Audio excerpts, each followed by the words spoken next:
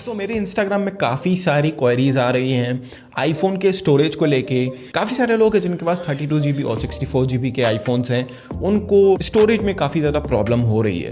तो ये वीडियो इसी बारे में है। दोस्तों वीडियो स्टार्ट करने से पहले बात कर लेते हैं इस अदर स्टोरेज के बारे में कि इस अदर्स का क्या फंडा है। काफ़ी सारे लोग जो है काफ़ी ज़्यादा परेशान हैं इस अदर्स को लेके। ये अदर्स वाला स्टोरेज कहाँ पे जा रहा है, इसका हो क्या रहा है, एक्चुअली उनको पता नहीं है। तो दोस्तों मैं आपको बता दूं कि अदर्स में वो डेटा आता है जो आपको डायरेक्टली विजिबल नहीं होता है। फॉर एग्जांपल मान के चलते हैं कि आपके किसी एक एप्लीकेशन के अंदर एक मूवी रखी हुई है जो कि आईफोन डिटेक्ट नहीं कर पा रहा है कि ये जो फाइल है ये एक ऑडियो या वीडियो फाइल है, तो ये उस ऑडियो या वीडियो फाइल में उसको इंक्लूड नहीं करता है। साथ ही साथ कोई ऐसी फाइल जो आपके फ़ोन में अनसपोर्टेड है और वो डाउनलोडेड है, तो वो भी इस अदर सेक्शन के अंदर ही आएगी। तो इस वीडियो में मैं आपको 8 ऐसे पॉइंट्स बताने वाला हूँ। इन 8 पॉइंट्स को आप लाइन बाय लाइन एक एक करके अगर आप इन पॉइंट्स को फॉलो करते हो, अगर आपने इन 8 पॉइंट्स को फॉलो कर लिया तो आप ये जो अदर डेटा है ये काफ़ी ज़्यादा कम कर सकते हो। पूरा इस वीडियो को लास्ट तक देखना और जितने भी स्टेप्स हैं वो पूरे के पूरे फॉलो करना, तो आप काफ़ी अच्छा खासा स्टोरेज सेव कर सकते हो अपने फ़ोन में। सो बिना टाइम वेस्ट किए पढ़ते हैं वीडियो की तरफ। फ़ोन की सेटिंग्स में जाना पड़ेगा, इसके बाद आपको जनरल पे क्लिक करना है, आईफोन स्टोरेज पे क्लिक करना है। यहाँ पे क्लिक करने के बाद आपके फ़ोन में जिस भी ऐप ने जितनी भी स्पेस ली हुई है उसके बारे में आपको पूरी ही डिटेल्स देखने को मिल जाएगी। अब यहाँ पे सबसे ज़्यादा प्रॉब्लम लोगों को जिस चीज़ में जा रही है वो है ये इस अदर सेक्शन में। तो इस चीज़ को हम ओवरकम कैसे कर सकते हैं इसके बारे में बात करते हैं। तो दोस्तों सबसे पहला जो स्टेप है हमको ये लेना है कि अभी आप देख सकते हो कि मेरे फ़ोन में 20 GB ऑफ 64 GB यूज्ड लिखा हुआ है। आपका जो फ़ोन है इसको रीस्टार्ट करना है। ओके, जैसा कि मेरा फ़ोन रीबूट हो चुका है, अब मैं वापस अपनी सेटिंग्स में जनरल और इसके बाद आईफोन स्टोरेज में क्लिक करूंगा। अब आप देख सकते हो कि मेरा जो डेटा है ये 19.5 GB के आसपास हो चुका है, जो कि लगभग 500 MB इसमें कम हो चुका है। बेसिकली यहाँ पे ये चीज़ होती है कि जो कैच डेटा होता है यहाँ पे अगर आप अपने फ़ोन को रीस्टार्ट करते हो तो कुछ कैच डेटा यहाँ से आपका हट जाता है। तो सबसे पहला जो स्टेप था वो यही था कि आपका जो डिवाइस है उसको स्विच ऑफ करके स्विच ऑन करना है, तब आपको सामने जो रियल स्टोरेज है आपका वो दिखाई देने लगेगा। अब हमारा जो नेक्स्ट स्टेप है उसमें हमको वापस से सेटिंग्स में जाना है और सेटिंग्स में जाने के बाद हमको सफारी में जाना है। यहाँ पे नीचे आपको एक ऑप्शन दिखाई देगा clear history and website data, इस पर आपको क्लिक कर देना है। अब वापस से हम अपना स्टोरेज में जाके देखते हैं कि हमारे पास कितना स्टोरेज खाली हुआ है। तो वापस से आईफोन स्टोरेज में आपने क्लिक किया और अब आप यहाँ देख सकते हो 19.3 GB के आसपास हो चुका है, यानी कि हमने लगभग 200 MB के आसपास और कम कर लिया है। लगभग 700 MB में हम लोगों ने अभी तक क्लियर कर लिया है। अब हम बढ़ते हैं हमारे नेक्स्ट पॉइंट की तरफ, यानी कि नेक्स्ट जो स्टेप हमको लेना है उसकी तरफ। उसके लिए हमको कहीं और नहीं जाना है। यहाँ पे आप जहाँ जिस स्क्रीन पे हो सेम इसी स्क्रीन पे आपको दिखाई दे रहा होगा ऑफलोड अनयूज्ड एप्स। अगर आप इसको अनेबल कर देते हो तो जितने भी एप्स हैं जो आप नहीं यूज करते हो वो ऑफलोड हो जाएंगे। उनका डेटा रहेगा लेकिन जो एप्स हैं वो ऑफलोड हो जाएंगे। अगर आप ये सारे एप्स के लिए नहीं करना चाहते हो, स्पेसिफिकली अगर कोई ऐप है जैसे कि मान के चलिए ये फेस ट्यून ऐप है, अगर मैं इसको ऑफलोड करना चाहता हूँ तो इसके अंदर जाके भी मैं इसको ऑफलोड कर सकता हूँ। अब जैसे ही मैंने यहाँ पे ऑफलोड किया आप देख सकते हो यहाँ पे प्रोसेसिंग हो रही है। अब हम वापस से जाके चेक करते हैं कि हमारा स्टोरेज में कुछ डिफरेंस आया। तो यहाँ आप देख सकते हो कि ये 19.2 GB हो गया, यानी कि लगभग 100 MB के आसपास और कम हो चुका है। तो यहाँ पे मैं करके दिखा देता हूँ आपको ऑफलोड अनयूज्ड एप्स। ओके, तो मैंने अनेबल कर दिया है और यहाँ पे अब हम देखते हैं कि हमारे जो ऐप्स हैं कि हमारे पास कितना डेटा और बढ़ चुका है। तो बैक होके हम वापस से आईफोन स्टोरेज में जाएंगे। तो अब आप देख सकते हो कि ये 18.6 GB हो चुका है। दोस्तों अभी तक हमारे 3 स्टेप्स हुए हैं और इन 3 स्टेप्स में हमने 1.4 GB के आसपास डेटा बचा लिया है अपना। अब बढ़ते हैं हमारे नेक्स्ट स्टेप यानी कि 4th स्टेप की तरफ। तो सिंपली अब हमको क्या करना है कि जो ऐप आपका एक्स्ट्रा डेटा ले रहा है, जैसे कि ये फेसबुक हो गया, फेसबुक पे आप क्लिक करो।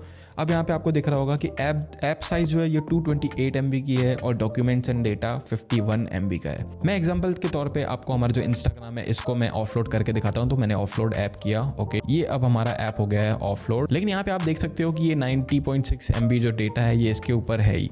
तब अब हमको क्या करना है कि हमको इस ऐप को डिलीट करना है। ओके, आप डिलीट कर दो इस ऐप को, तो इसका जो ये डेटा है ये भी ऑटोमेटिकली डिलीट हो जाएगा। अब हमको करना है कि हमको ऐप स्टोर पे जाना है। तो अब आप देख सकते हो कि हमारा जो इंस्टाग्राम है वो डाउनलोड हो चुका है। अब सिंपली हमको हमारी सेटिंग्स पे जाना है और वापस से स्टोरेज पे जाके हम चेक करते हैं कि आईफोन स्टोरेज में कुछ फ़र्क पड़ा कि नहीं पड़ा। अब यहाँ पे हमको नीचे देखना है इंस्टाग्राम। और यहाँ आप देख सकते हो कि 139 MB है और जो डॉक्यूमेंट्स एंड डेटा है ये पूरा का पूरा ख़त्म हो चुका है। तो इन शॉर्ट आपको करना ये है कि यहाँ से आपको देखना है कि कौन सा ऐप आपका डॉक्यूमेंट्स एंड डेटा जो ज़्यादा यूज़ कर रहा है, यहाँ से जाके और आप डायरेक्ट उस ऐप को डिलीट कर सकते हो। डिलीट करने के बाद उसको रीइंस्टॉल करोगे तो उसका जो डॉक्यूमेंट्स एंड डेटा है वो काफ़ी ज़्यादा सेव हो जाएगा। तो क्योंकि ये मेरा सेकेंडरी डिवाइस है इसलिए मेरे पास इतना ज़्यादा डेटा नहीं है, लेकिन अगर आप ऐसा करके और अपना जो प्राइमरी फ़ोन है उसको अगर सॉर्ट आउट करते हो तो लगभग 1 GB के आसपास आप और सेव कर सकते हो। मैं यहाँ पे इन सबको क्लियर नहीं कर रहा हूँ, लेकिन अगर आप क्लियर करते हो तो लगभग 2.5 GB के आसपास आप इस 4th पॉइंट के बाद सेव कर सकते हो। अब बढ़ते हैं हमारे तीसरे पॉइंट की तरफ। इसमें हम बात करेंगे व्हाट्सएप के बारे में।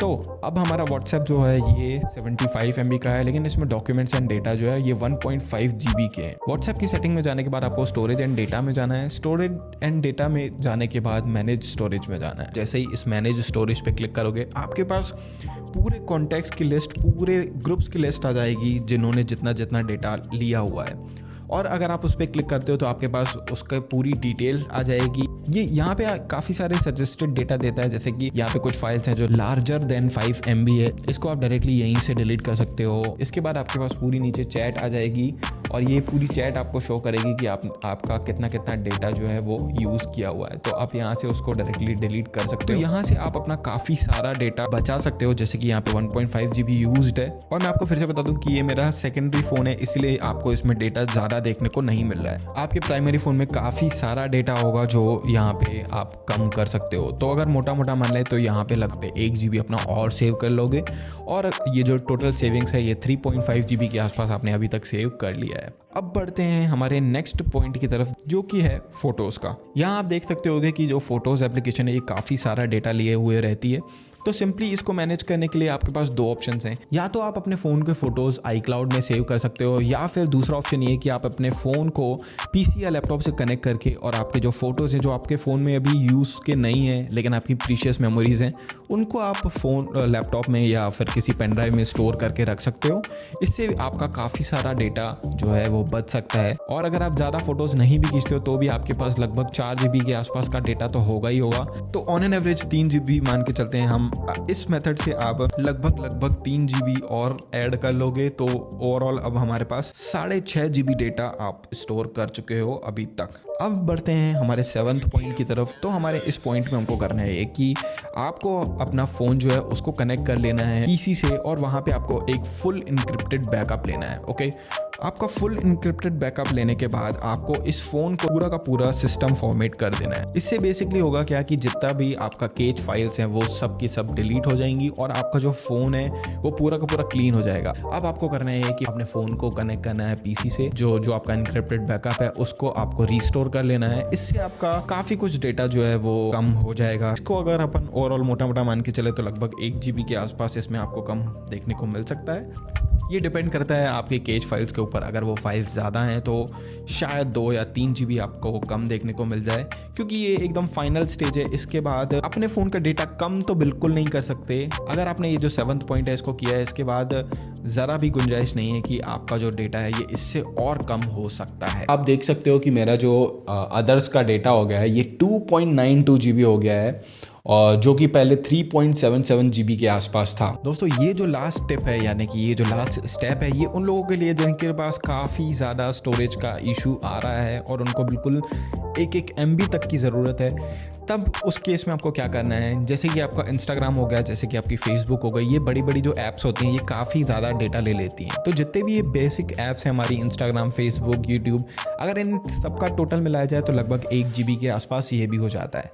तो सिंपली आपको करना क्या है कि आपको इन एप्लीकेशंस को डिलीट करना है। फॉर एग्जांपल मैंने यहाँ से फेसबुक को डिलीट कर दिया है। अब आपको अपने सफारी में जाना है। सफारी में जाने के बाद आपको facebook.com में जाना है। facebook.com में जाने के बाद आपको सिंपली यहाँ से ये शेयर का बटन दिखाई देगा सबसे नीचे, इस पर टैप करना है। नीचे आपको ऑप्शन दिखाई देगा add to home screen. Simply इस पर जैसे ही आप क्लिक करोगे तो आपके पास ये ऐसा कुछ ऑप्शन आएगा। इसका आप नाम दूसरा भी चेंज कर सकते हो, नहीं तो फेसबुक भी रख सकते हो, यहाँ से आपको ऐड पे क्लिक करना है और जैसे ही आप ऐड पे क्लिक करोगे देखोगे कि ये फेसबुक हमारे फ़ोन में आ चुका है, लेकिन ये कोई एप्लीकेशन नहीं है। आप इस पर जैसे ही क्लिक करोगे तो आप सफारी में फेसबुक में पहुंच जाओगे। सिंपली इसी तरीके से अगर आप यूट्यूब अपना ओपन करते हो और यहाँ पे अगर आप यूट्यूब सर्च करते हो और उसके बाद ऐड टू होम स्क्रीन करते हो तो यहाँ पे आपकी होम स्क्रीन पे यूट्यूब का बुकमार्क आ जाएगा। जैसे ही इस पर टैप करोगे आपके ब्राउज़र में यूट्यूब ओपन हो जाएगा।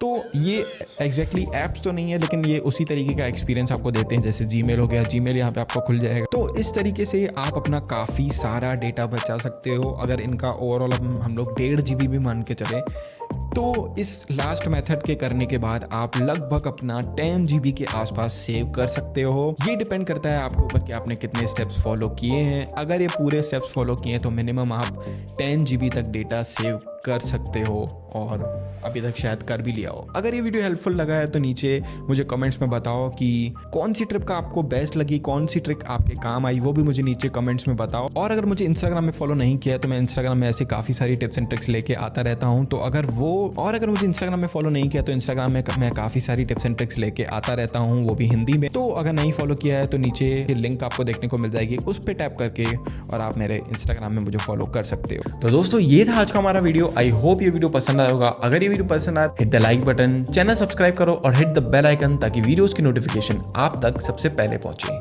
तो मैं मिलता हूं आपसे नेक्स्ट वीडियो में, तब तक के लिए बाय बाय।